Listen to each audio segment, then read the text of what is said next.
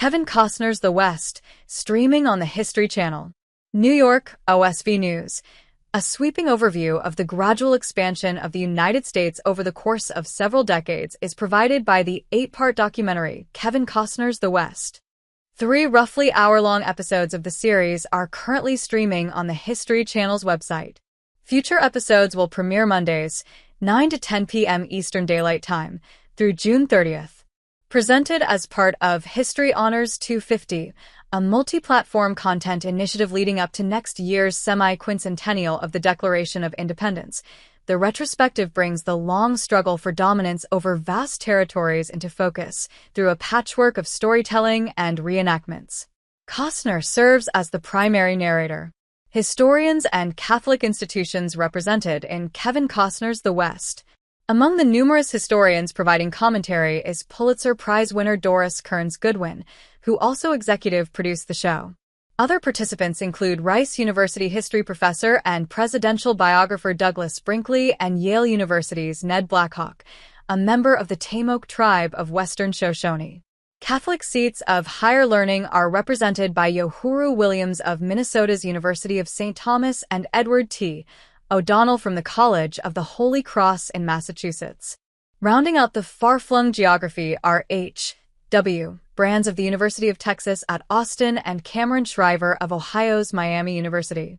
Costner sets himself the task of seeking out the truth underlying the long-enduring myths of the Old West. The result is a production that's both visually stunning and intellectually engaging. Kevin Costner's The West begins after the Revolutionary War. The saga begins in the aftermath of the Revolutionary War as Americans of European ancestry began to expand their area of settlement beyond one of its previous boundaries, the Ohio River. This leads to a strategy-driven conflict with a group of Native Americans led by Chief Little Turtle. The force opposing these indigenous warriors was headed by an equally memorable personality, Gen. Mad Anthony Wayne. Other significant historical figures profiled include fur trapper John Colter, a member of the Lewis and Clark expedition, and kidnapping victim Cynthia Ann Parker.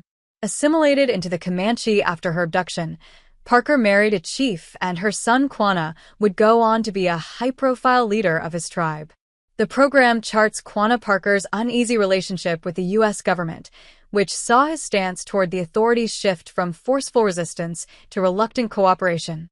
The greed unleashed by the California gold rush of the mid-19th century is laid bare, and viewers are introduced to the Pacific Coast Robin Hood of that period, Joaquin Murrieta. Although he was apparently executed for banditry in 1853, Murrieta has lived on in legend. As a result, separating truth from fiction where his biography, or even his bare existence, is concerned is a complex matter.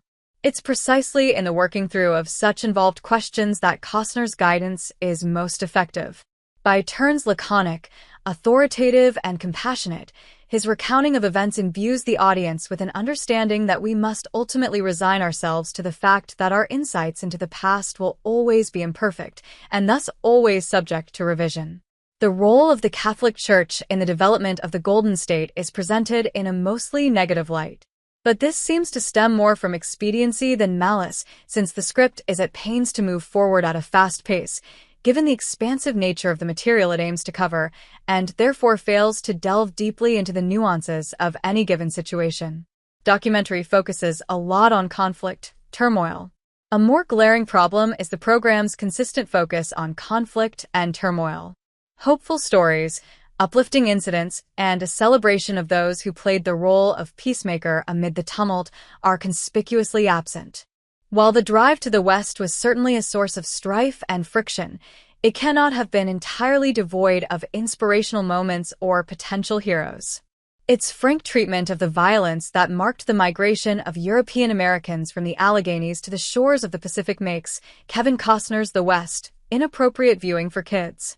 Teens and adults, by contrast, will likely both profit from and enjoy this deep dive into one of the most gripping eras in American history.